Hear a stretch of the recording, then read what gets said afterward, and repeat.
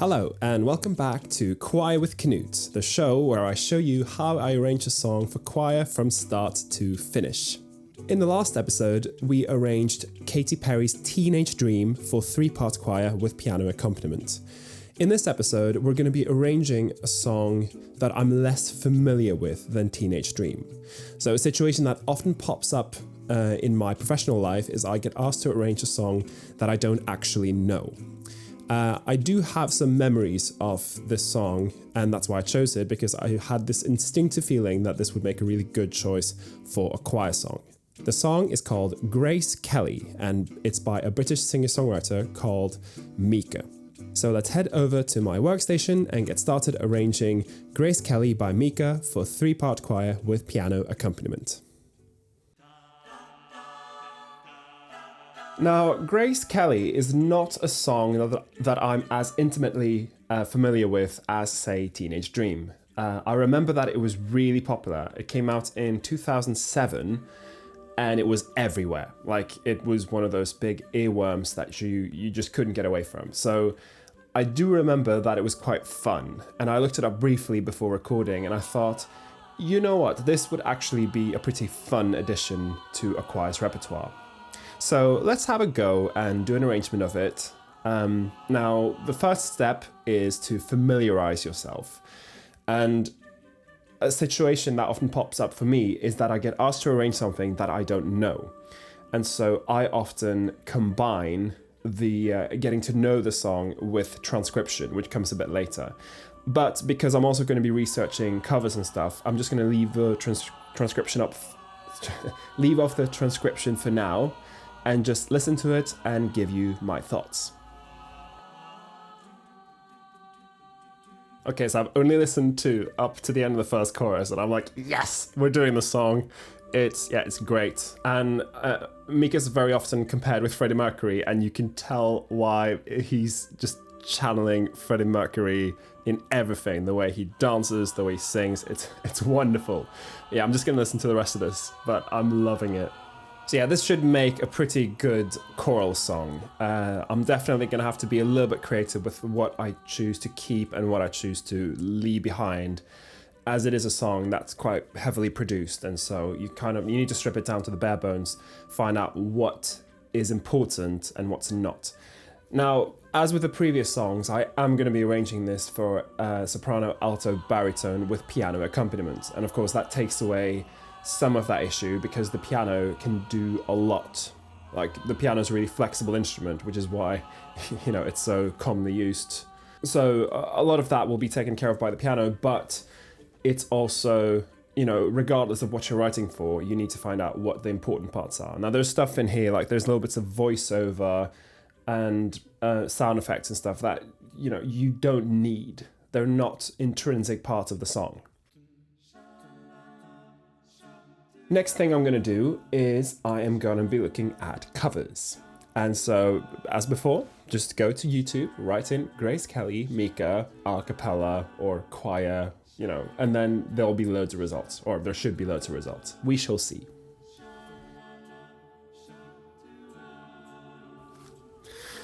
The first cover I found was an all-male a cappella group. Now, this was a professional TV recording, and these guys are obviously very high ability.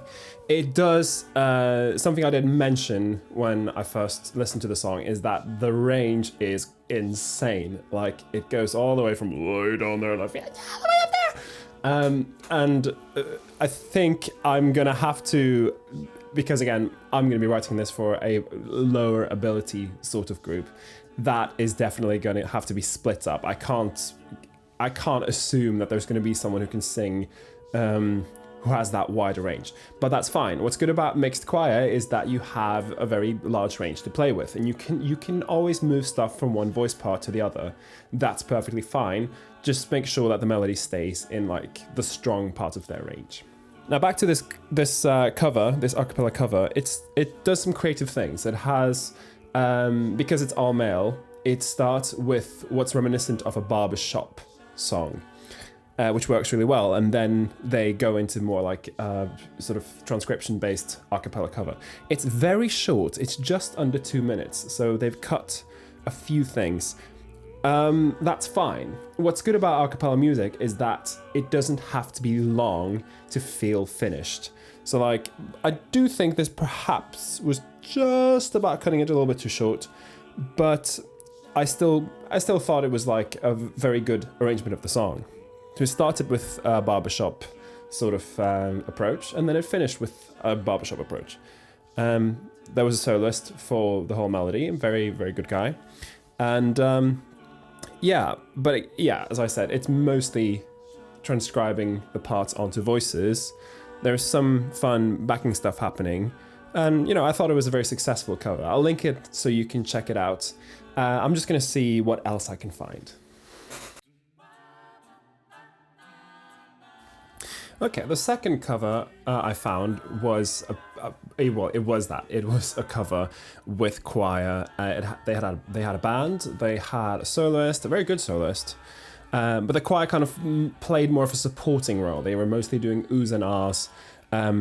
It's essentially the choirs doing the role of a string orchestra, for a pop song, where they're just kind of singing nice harmonies, which is a very nice and legitimate way to use singers. I personally prefer to give them a bit more like words, and a bit more like, if there's a soloist, I want them to like almost interact a bit with the soloist in their parts. But that being said, I mean, this would work really well for a community choir because it's it's a fairly simple approach and it works really well. This is done with a whole band, and of course I'm only going to use a piano accompanist for my version. But clearly, using a soloist, I've actually checked out a few different covers on the way here to this one, and they all use a soloist. So clearly, this is something that a lot of arrangers have thought would be a good song to be done with a soloist. You know what? I'm actually kind of tempted to go against that and just use ensemble voices for the whole thing.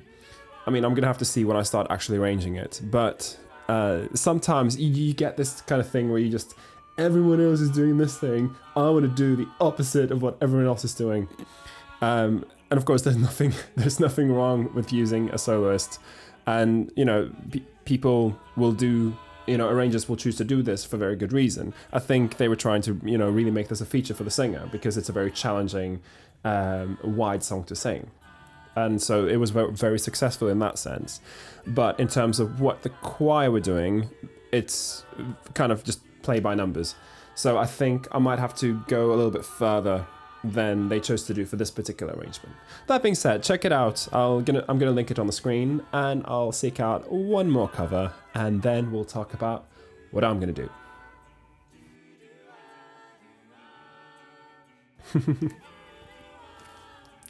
So the last one I found was an all-male choir, and this one was a lot more similar to what I would be working with, because it was ensemble singing with accompaniment. It was band in this case, but I think it was just drums, bass, and piano. So, fairly similar to what I'd be working with, except, of course, I'd be writing for mixed voices.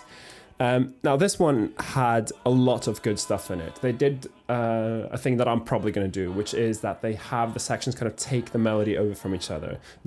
I can be da, I can be ta, I can be ta, I can be ta. There's that bit in the chorus. I forget the lyrics. But I thought, yeah, that's excellent. That's definitely something I can do. They had some fun choreography as well.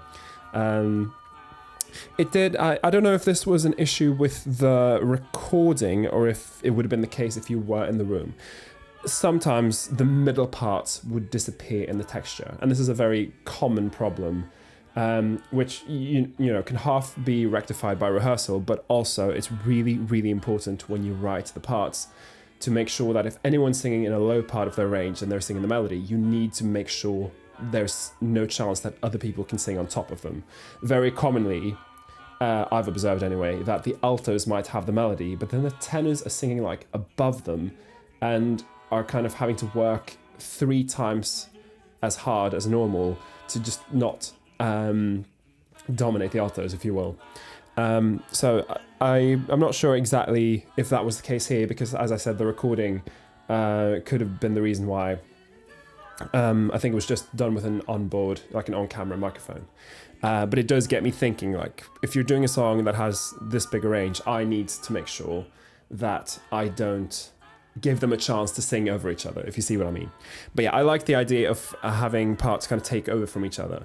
Another thing they did, and a lot of these covers have done that, is they will keep in the spoken part. I'll see if I think that's really necessary. The melody and the lyrics are really strong on their own, and of course it's supposed to be like a bit fun and whimsical, but I mean, I'm not sure if it's really necessary to keep the spoken stuff in. We'll see.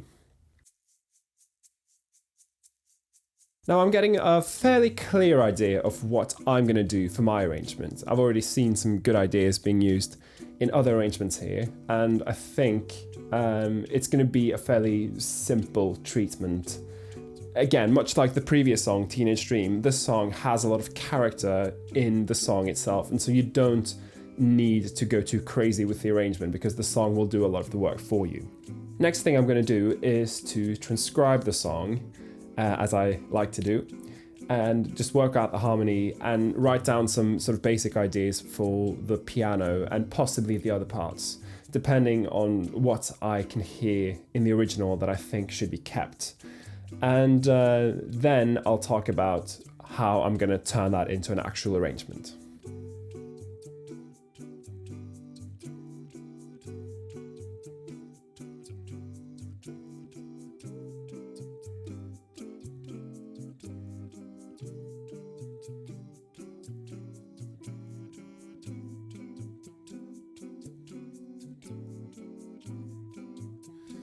So that's the transcription done, and yeah, it's slightly concerning, but then again, I was worried when I heard, Mika singing it really, really high in his range, but the fact is, it's actually in a pretty good key for the alto and soprano parts. There is only a few points where I think it's going to be a problem, and that's when I want block harmonies, because while the sopranos will be kind of fine singing up to about a D and an E, I think if I'm doing block harmonies, I'm specifically concerned about the chorus here. In this area right here, if I'm doing block harmonies here, I think they're going to get very spaced out unless I do them very carefully. And just to get them a little bit closer together, it might be worth me putting down the key maybe by a tone or so. Again, this is just to make it so that the harmony parts aren't too spaced out, because you really do want that sort of high and emphatic sound, which you'll definitely get here. But also looking at this, this will be a C major chord. I haven't written C major here, but I kind of thought the chord progression here was pretty simple, so I didn't really bother writing it down. The altos, logically, you'd want the altos to sing a third under here, and that's pushing it slightly for them. C would be a belt note, and as I mentioned before, my community choir aren't really super high ability, and I can't assume that there's going to be belters. But you can still get that high emphatic sound if I put it down a tone to like a B flat. Now that's still high, but it's not quite as bad as a C. You know what, I might even put it down a minor third to get that A, just so that they still feel comfortable. And then, so if I put it down a major third, I'm looking at, minor third. Yeah, minor third down, so it's in E major. And then the altos will be fine. They'll be sitting pretty on their in this case. Wow, my brain's not working today. They'll be sitting pretty on an A. Oh. This reminds me of when I was teaching a group, one of my student groups. They all play alto saxophone, which means I have to transpose in my head. Everything I do has to be transposed because the alto saxophone is an E flat instrument. So whenever they play a C on their instrument, what comes out is an E flat. And I kid you not, every single time I'm trying to pick a key, I have to work it out, and then I always have to ask them, could you just play a G for me, please? And then work it out. Even if it's literally, if they're playing a G, obviously there's going to be a B flat coming out. But every time I have to do transpose stuff, my brain just panics. So it's the same here. So you get to see very authentically me freaking out because I'm terrible at transposition. Anyway, other than the matter of the core of the key, in fact, let me just stick this in the right key right away. So we'll go down not by key, by interval, down minor third. And now, yeah, it's an E major. And that I think will be a pretty good key. Now, the men are going to be very comfortable singing in this range, not a problem. And you can even squeeze out some high notes, and it's not going to be too high for them. Like a B would be a natural high note for them here, and that's not particularly high, really. And yeah, I mean, it's a very straightforward pop song with a few interesting quirks. My favorite is probably the fact that when the second chorus comes in, they've kept the bass line from the chorus, and they've kind of changed the melody a bit. But you get something that's slightly different, but it still kind of serves the purpose of verse 2, which is interesting. That's not commonly how it's done. Commonly, you'd have, the same chord progression as the first verse. So yeah, there's some interesting stuff. But otherwise, it's verse, chorus, bridge, double chorus. It's a quintessential pop song structure. As with the other songs, I've already decided that I'm not going to bother rearranging the pre-chorus and chorus. Oh yeah, sorry, there's pre-choruses. I've decided I'm not going to rearrange those. I'm just going to repeat them verbatim and then go into the nice little bridge with long notes. And yeah, it's going to be, as I mentioned earlier, it's going to be a bit of spreading the melody around, maybe some call and response. There's already some nice little bits of call and response in the original. What stuck out to me was this bit. I've gone identity mad. And it sounds quite mad as well because he's singing it in such a high range. But I thought that's brilliant, so I will keep that. But yeah, I mean, I think this is going to be a pretty simple song to arrange, really. Famous last words. But I'm just going to go ahead and start working on it, and then I'm going to talk about what I ended up doing.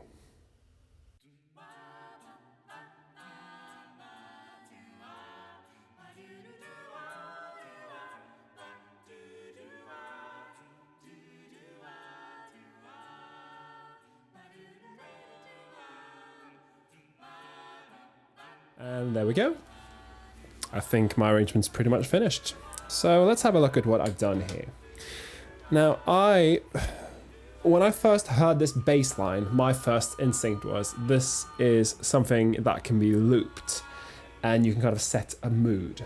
Now, in the original, you have like some sampled sounds of Grace Kelly talking. I don't think it's necessary for me to put that in. If you have an MD who wants to have that there, they can put it in themselves. Like, even though I'm the sort of arranger who makes scores, I still don't think that you should be married to the score. If you're an MD and there's something missing in your arrangement, then just change it. Add the funny voiceovers if you want. I don't think it's the sort of thing that I need to notate in my arrangement, because you could do the song without it and it wouldn't really suffer that much. So I decided to set the mood here. I haven't written optional loop, but it's kind of a natural optional loop sort of section. And I've added a little bit of body percussion. Very simple, just finger snaps on 2 and 4. And if you want to add finger snaps and hand claps and stuff, this sort of instruction is enough. You don't have to actually, like I've seen some scores, the arranger will have written in note heads with the percussion. You don't have to do that unless the percussion is very complex. Right, so what I've done in this first verse is I've split out the melody as follows. Baritones start, altos continue, and then we have a bit of block harmony. Then the sopranos take over, and this is all shifted around to fit people's ranges. Sopranos, and then block harmonies again. Then it repeats. Baritones, altos, block harmonies, sopranos, block harmonies. So already people are getting a lot of interesting stuff to do. It's not just them oohing and eyeing. Everyone gets a bit of the melody, and there's like little interjections of harmony here and there. And I think this singers respond really well to this. You can have choreography, and it having this sort of thing in your arrangement will make people enjoy it and will make them kind of more likely to, you know, give good performance faces. So yeah, if you throw your singers a bone like this, it will pay off in how the performance comes across.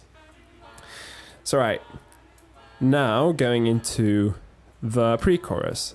Here, this is where I start with my nice oohs and ahs, because the original track has nice kind of backing things here, and there's kind of less intensity as they're holding back until they get to the chorus, which is, you know, bonkers. So first, give it to the baritones. I tried to be like Grace Kelly, but all her looks were too sad. This lyric is a little bit camp, but it's the fun sort of camp that I think everyone can kind of get on board with. Because I then answer it by having the altos go, so I try a little Freddie. So you're kind of... I mean, if you were playing it straight, you might have the ladies do the Grace Kelly line and the men do the Freddie line. But the line... the song is so camp and cheesy. I think it actually adds a lot to switch around the genders here. And I mean, for the original, Mika's singing it all, so it doesn't really matter. But this is the sort of song where you should definitely do that, because it's going to make it even more fun. And yeah, I've just moved stuff around. So, you know, baritones sing this, and then alto sopranos harmonize, then baritones switch role. Suddenly they're harmonizing.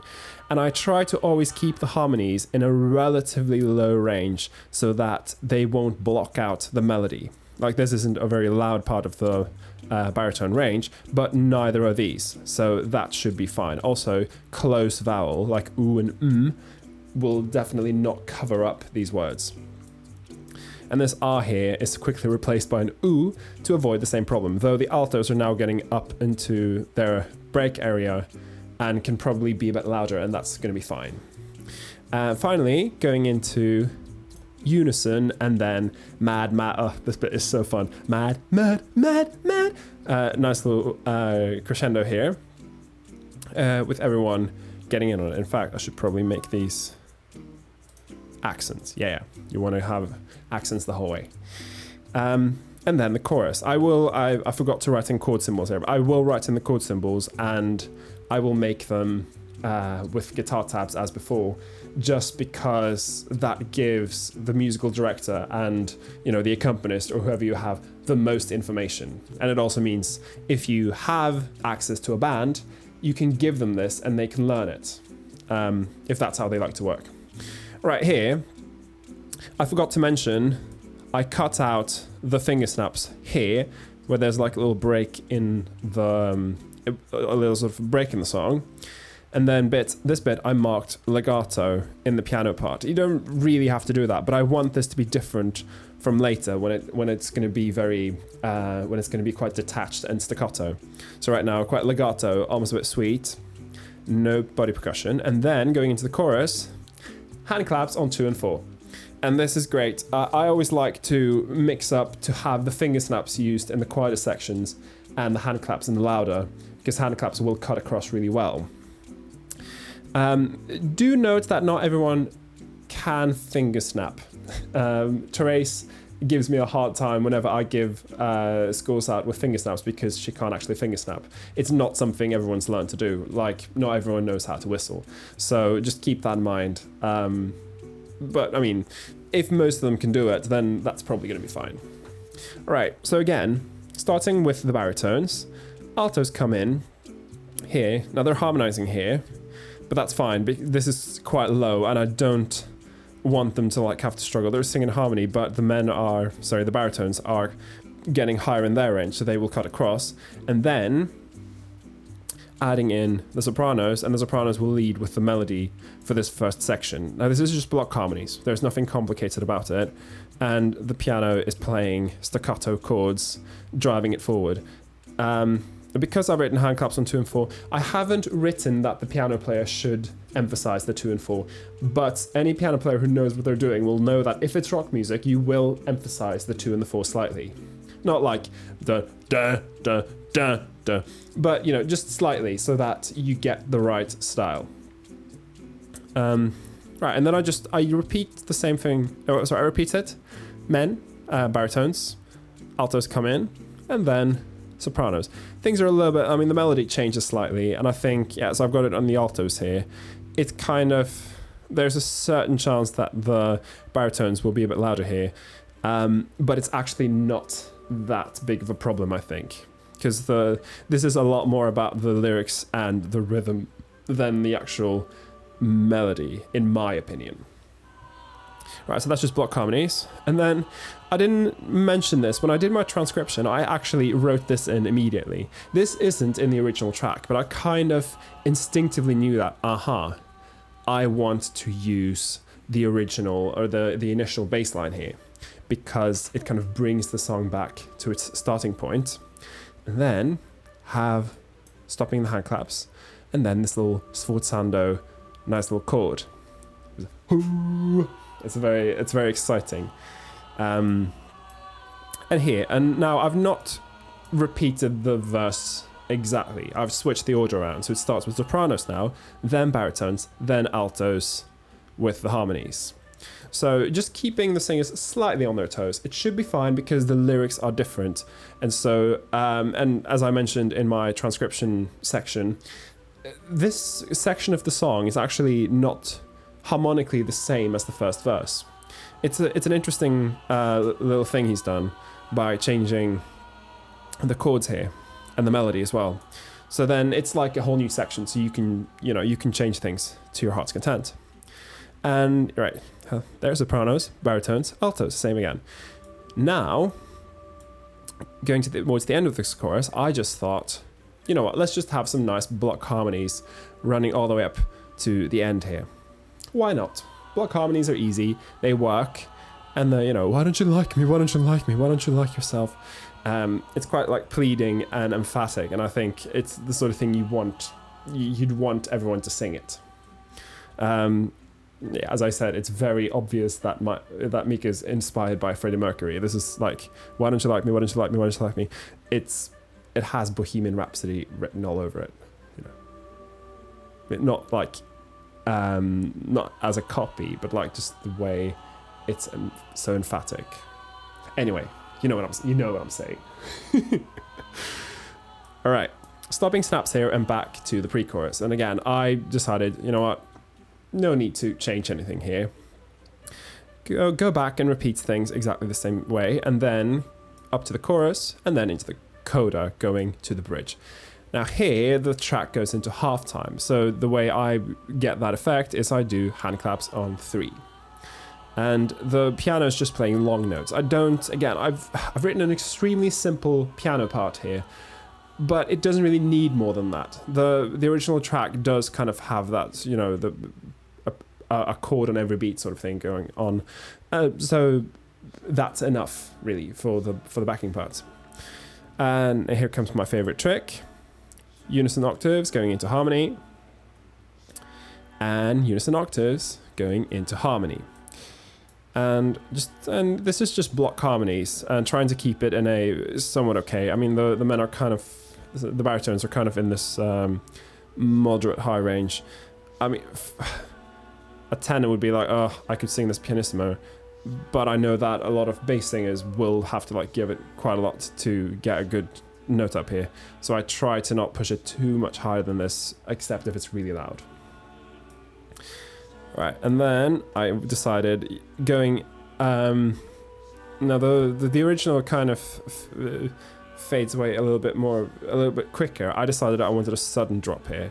So I do a sforzando, fortepiano with an accent, with a slide up. Now these are always really fun because they people slide up to notes. It always makes them produce like quite an intense sound.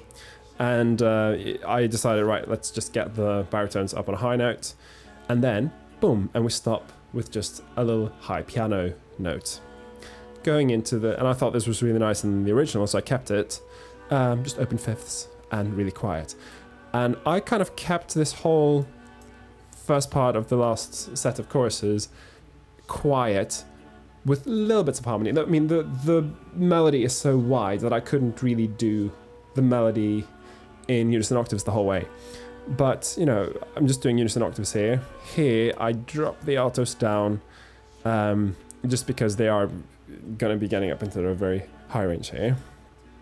And then just a bit of harmony, simple backings, nothing too exotic happening at all. Back to unison octaves, and the the baritones are fairly high here, but I've been giving them like a fairly easy time through the whole arrangement, so now it's time for them to do a little bit of work and sing high and quiet, just for a little while. They will get to sing high and loud in a minute. And then, just repeat it with the new lyrics. And then change according to the melody so that it all fits. And then big crescendo into last chorus.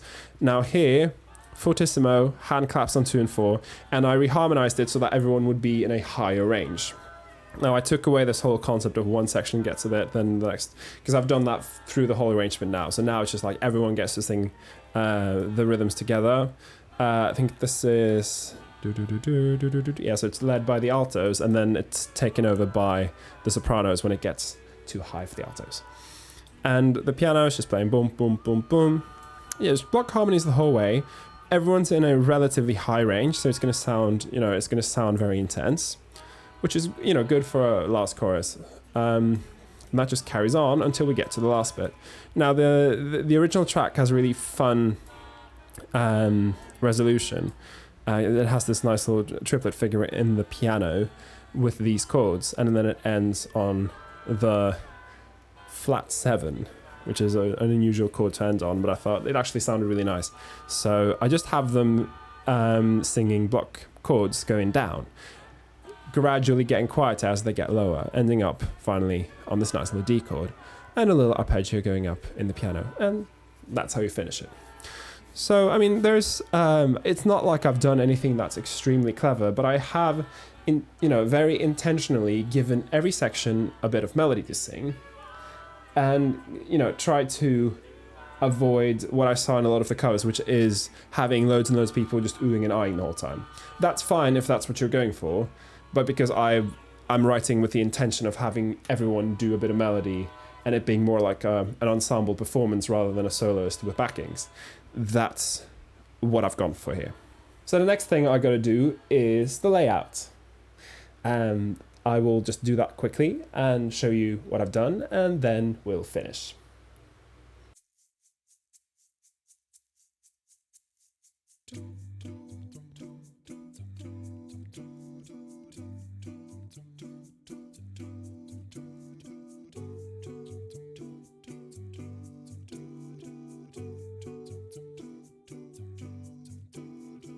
And there we go. The arrangement's finished, and I've done the layout. And again, the layout isn't something that will take you long once you know what you're doing, but it's really important that you do it, because it's bad layout will make it more confusing to follow the score. And of course you want it to be very easy for people to follow the score, so that they don't have to, have to turn loads of pages to find, for instance, the sign or the coda or stuff like that. But yeah, this fits quite nicely on 6 pages, so that's quite good. And you see, I only just really focus on breaking system in the right spots and making sure that all the elements are visible. For this one, I did have to move around some of the notes to make sure that the lyrics were clearly visible, because sometimes they got a bit too squashed together, and so you couldn't really read what the lyrics were. But I think I've got most of those. And yeah, as you can see, for some place, I normally try to break on double bar lines. Here I didn't, just because of the length of the previous section meant that it would be sort of an awkward place to break system. But yeah, some of it is on the border of what I consider like acceptable. It's okay. I would accept this. So I'm accepting it. But yeah, as usual, if you have a choir with a lot of elderly people and they have bad eyes, then you do need to accommodate for that and make sure that you give them music that has larger print. But yeah, there's not really much else to say. It's all looking quite nice and should be pretty clear for everyone to follow. Oh yeah, I did forget to put in these chord symbols. I'll do that before I finish up proper, but I just wanted to show you roughly what the finished score would look like. Yeah, do look over, make sure you don't have overlapping elements, make sure that all the lyrics are clearly, are clearly readable, and so on. But yeah, this arrangement's pretty much finished. Thank you for watching this episode. Leave me a comment if you have any questions, and be sure to share this episode with your friends if you think they'll find it useful. Also, subscribe to my channel if you haven't already. It's always really thrilling for me when I see that I have new subscribers, and it really motivates me to keep doing these episodes. So don't forget to subscribe!